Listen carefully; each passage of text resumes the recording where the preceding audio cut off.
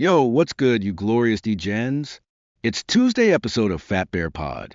I'm your jaded host, PB. All right, let's talk the big orange coin.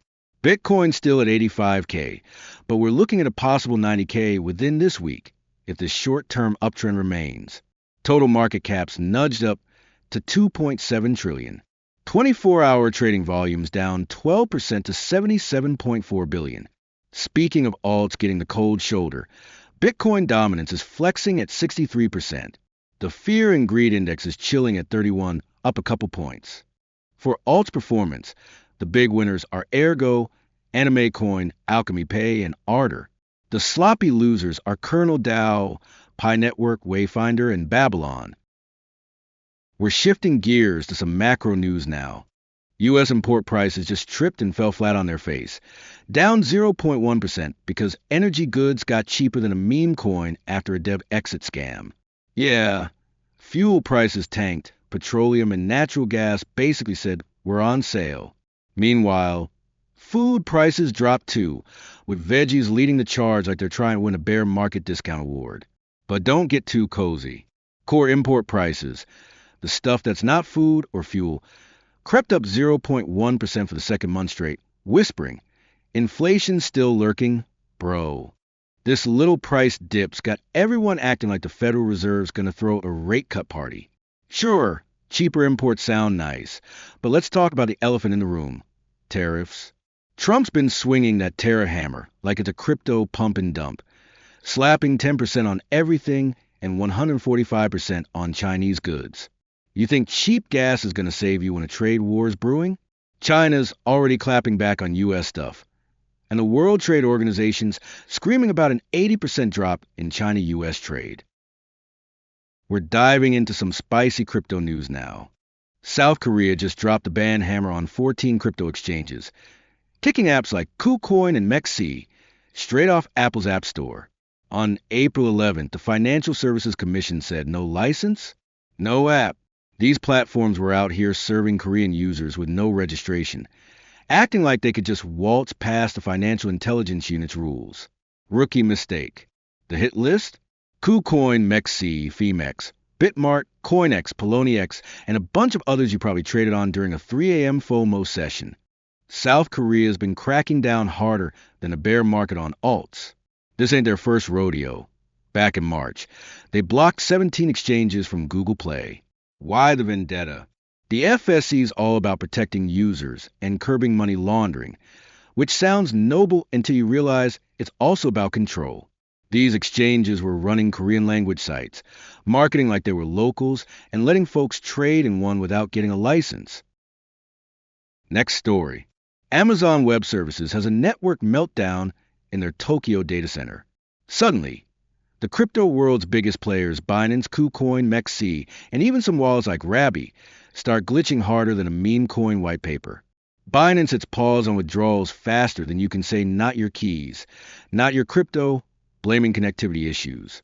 MEXC joins the party, warning about wonky candlestick charts and delayed transfers, like anyone trusts their charts anyway.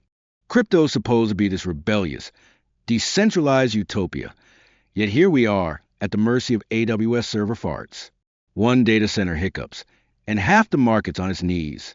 Binance, the so-called global leader, in KuCoin, the people's exchange, got exposed as just fancy front ends for Amazon's cloud. This whole mess screams centralization, louder than a regulator at a blockchain conference. Makes you wonder how trustless this space really is when a single outage can freeze your bags.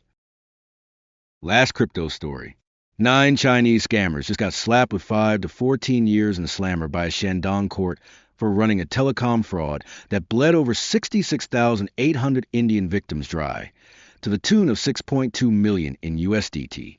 These villains, led by a guy named Mushin, set up shop in Heezy back in May of 2023, spinning a web of fake investment platforms promising 8 to 15% returns. Sound familiar? Yeah, it's the oldest trick in the crypto book. Dangle easy money, hook the FOMO, then vanish with the funds.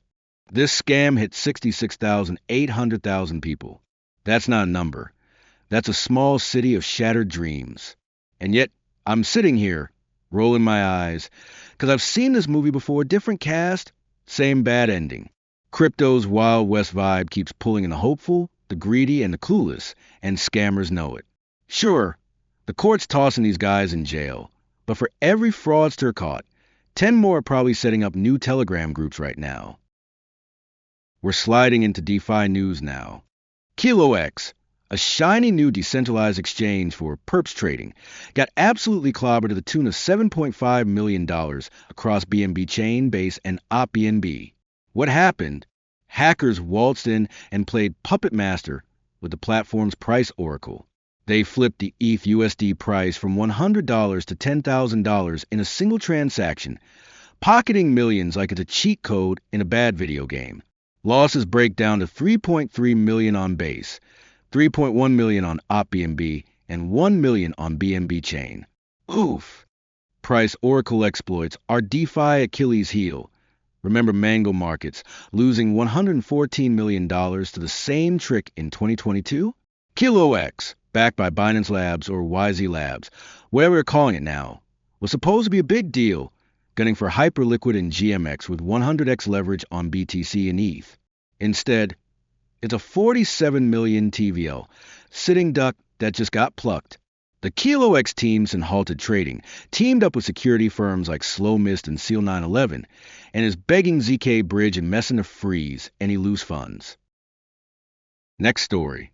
Everclear, formerly Connex, went full mainnet on April 15th, after a beta phase that had D-Gens buzzing like they found a 10x gem. This protocol is pitching itself as the Visa of crypto, a clearing and settlement layer to fix the mess of cross-chain liquidity fragmentation. With over 300 blockchains and a gazillion stablecoins out there, moving fund between chains is like herding cats on a bad Wi-Fi connection. Everclear claims it can net out 80% of cross-chain flows, slashing the need for bridges and exchanges that bleed fees like a leveraged position in a dip. Interoperability is a holy grail. Sure, but we've heard this song before with Layer 0, Axlar, and Wormhole. Everclear's promising to make cross-chain swaps as smooth as a sex, but Solver's fronting liquidity sounds like a recipe for someone to game the system. And while $1 billion in TVL from their Renzo partnership is cute, it's pocket change compared to Uniswap's war chest. Plus, chain abstraction is a kind of buzzword that makes me check my wallet for exit liquidity. Last DeFi story. Word on the street is that HyperSwap, the new kid on the DEX block, pulled in as much fees in 24-hour as Curve Finance, the granddaddy of stablecoin swaps. Yeah, you heard me. HyperSwap's out here matching Curve's daily haul, despite Curve's $1.3 billion FDV and years of DFI street cred. We're talking serious cheddar. Curve's been clocking around $10,000 to $20,000 daily in fees lately, and HyperSwap's apparently keeping pace, even with its smaller footprint. HyperSwap's running on an AMM model, Uniswap v2 style, with a focus on low-cost trades. They're incentivizing liquidity with hype and points, driving volume through the roof. Curve, meanwhile, is the king of low-slippage stablecoin swaps, with fees typically at 0.04% per trade, banking on high liquidity and balance pools. But HyperSwap's leaner setup and hype machines seem to be stealing the spotlight, at least for a hot minute. The airdrop we're looking at today is TAC. TAC is a Layer 1 blockchain that's basically a matchmaker for Ethereum Solidity devs and Telegram's massive user base. It's a hybrid app dream, aiming to solve the age-old problem of blockchains screaming into the void with no one to hear them. Now, the juicy part, the TAC-pilled airdrop. They're tossing out 3% of the TAC token supply. Not exactly a whale-sized chunk, but enough to get D-Gen salivating. Unlike the usual retweet and pray airdrops, this one's got a brain. They're using Kaido AI to sniff out your X activity and Discord multipliers for real community vibes. Early adopters, ton ecosystem builders, and partner dApp players get extra juice, with stackable boosts to the truly obsessed. Want to max it? Join their Discord and participate to snag the TAC aligned roll. Thanks for listening to this Tuesday. PB out, growling into the sunset.